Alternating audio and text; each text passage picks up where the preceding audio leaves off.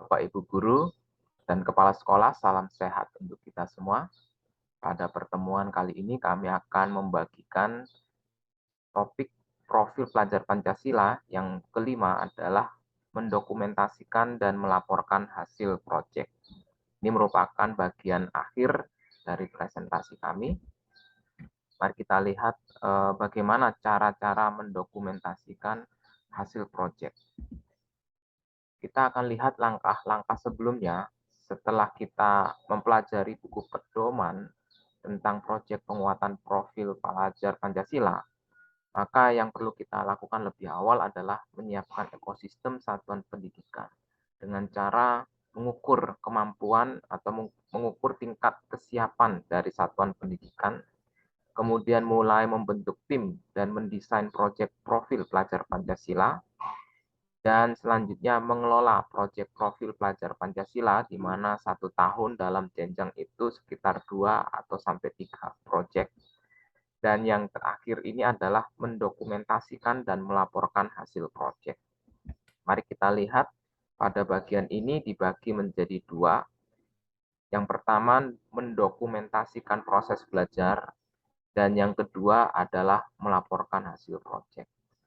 Bagian yang pertama, untuk mendokumentasikan proses belajar ada 2 cara. Cara yang pertama adalah menggunakan jurnal. Prinsipnya, jurnal ini merupakan kumpulan pemikiran, pemahaman, dan penjelasan tentang ide atau konsep. Ya, jadi jurnal ini akan menunjukkan perkembangan dan sebagai alat refleksi berkala dan observasi berkelanjutan. Kemudian jurnal memungkinkan pendidik untuk melakukan refleksi kritis terhadap proses pembelajaran. Dalam hal ini jurnal lebih mengarah dari pendidik kepada peserta didik. Ya, bagaimana pendidik dapat mengobservasi perkembangan kegiatan proyek yang dilakukan oleh peserta didik. Yang kedua adalah menggunakan portofolio. Nah, portofolio ini merupakan kumpulan hasil penilaian, penghargaan, dan karya peserta didik dalam kurun periode tertentu. Nah, prinsip portofolio yaitu dilakukan oleh peserta didik dan menunjukkan kemampuan hasil peserta didik secara jelas, dikerjakan dengan bimbingan dan sebagai alat refleksi berkala, serta menunjukkan perkembangan. Jadi jika jurnal tersebut yang berperan lebih aktif adalah pendidik, maka portofolio yang berperan lebih aktif untuk proses dokumentasi ini adalah peserta didik. Nah, bagian yang kedua, bagaimana cara melaporkan hasil proyek. Kita lihat terlebih dahulu prinsip laporan hasil proyek, yaitu menunjukkan keterpaduan ya antara pembelajaran dan perkembangan karakter serta kompetensi yang sesuai profil pelajar Pancasila. Ini tertuang secara terpadu. Prinsip yang kedua adalah sederhana sehingga tidak menjadi beban administrasi. Dan bisa juga melalui sebuah aplikasi yang bisa untuk mengenerate ya saat pendidik atau kepala sekolah memasukkan elemen atau subelemen dan akan tersedia menu untuk mencentang isian dari masing-masing peserta didik. Dan ini bersifat utuh, yaitu komponen pengetahuan, sikap, dan keterampilan menjadi satu komponen yang tidak dipisahkan. Nah, sekarang mari kita lihat bagaimana skenario penyusunan laporan hasil proyek. Yang pertama dimulai dari tim fasilitator, kemudian menentukan proyek, jumlah dan juga tema proyek. Setelah itu menentukan tema dan dimensi, kemudian menentukan elemen.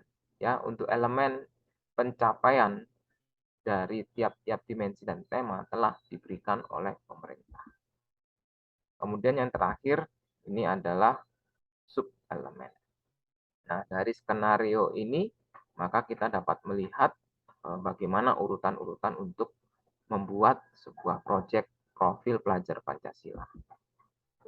Nah, bagian berikutnya adalah rapor proyek profil pelajar Pancasila. Deskripsi singkat dari rapor tersebut akan secara otomatis muncul dalam format rapor. Ini adalah untuk rapor yang generate ya, secara otomatis berdasarkan deskripsi yang dimasukkan pendidik pada platform saat perencanaan.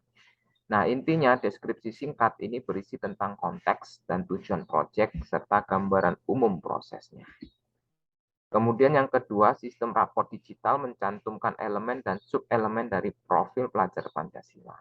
Ya, jadi inti bagian kedua setelah konteks dan tujuan, ini ada elemen dan sub-elemen dari profil pelajar Pancasila.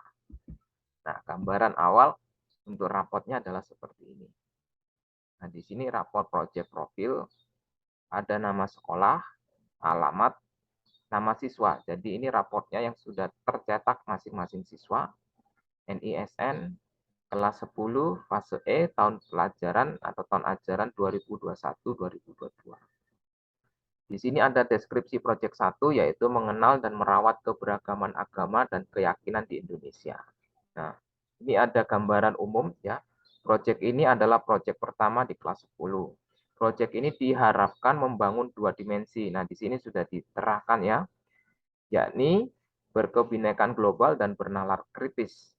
Pada proyek ini, siswa belajar untuk membuka diri, mengenal stigma dan stereotip yang ia punya terhadap orang yang baru dikenal, mengeksplorasi pengetahuan ya dari segi hukum, kebijakan, juga norma sosial, dan mengenal lebih dekat keberagaman agama dan keyakinan di Indonesia. Mereduksi prasangka, refleksi diri, dan bersama-sama mewujudkan pelajaran yang mereka dapat melalui aksi nyata. Ya, ini adalah gambaran umum dari proyek pertama. Nah, ini adalah bagian yang pertama.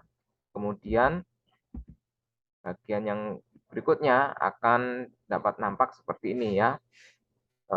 Centang untuk perkembangannya belum berkembang, kemudian mulai berkembang sesuai harapan, sangat berkembang. Ya, ini adalah deskripsi dari masing-masing yang akan mulai dinilai atau diamati. Nah, ini adalah bagian dari elemen dari profil pelajar Pancasila. Ya, ada 1, 2, 3, 4, 5, dan 6. Yang nanti akan ditentukan mana yang akan menjadi fokus dari proyek tersebut. Nah, di sini juga ada misalnya ini berkebinekaan global ya yang akan menjadi fokus, maka di sini akan ada deskripsi dari elemen tersebut. Mengeksplorasi dan membandingkan pengetahuan budaya, kepercayaan serta prakteknya. Nah, nanti akan ada kolom centang ya, belum berkembang, mulai berkembang, berkembang sesuai harapan dan sangat berkembang. Ya, jadi seperti itu. Kemudian bagian 3, penilaian individual peserta didik. Catatan proses cukup 1 paragraf ya. Ini singkat yang menggambarkan proses yang paling berkembang. Nah, ini intinya ya. Untuk proses yang paling berkembang akan mendapatkan catatan singkat cukup 1 paragraf. Ya, yang perlu mendapat perhatian juga tertuang di sana. Nah, berikutnya ada bagian profil pelajar Pancasila yang menjadi fokus proyek.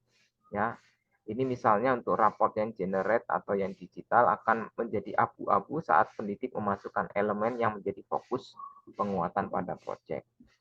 Nah, di sini kita dapat melihat ya berkebinekaan global ini warnanya abu-abu ya. Dan di situ juga dapat kita lihat bagian salah satu deskripsi ini yaitu mengidentifikasi, mengklarifikasi dan mengolah informasi dan gagasan ini mendapatkan centang yang paling tinggi. Sehingga ini perlu menjadi catatan dalam raport tersebut dalam bentuk 1 paragraf ya. Dalam mengerjakan proyek ini misalnya siswa tersebut ya aktif melibatkan diri dengan memberikan usulan ya tentang cara mengajak remaja lainnya membuka diri terhadap stereotip ya.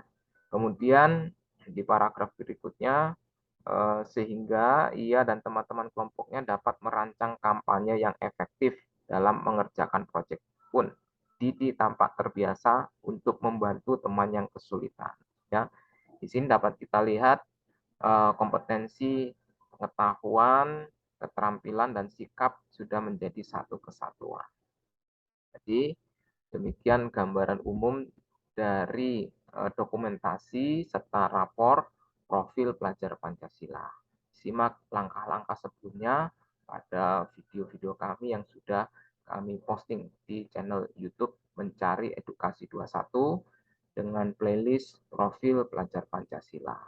Salam sehat untuk kita semua. Selamat untuk mendesain serta melaksanakan proyek penguatan profil pelajar Pancasila. Terima kasih.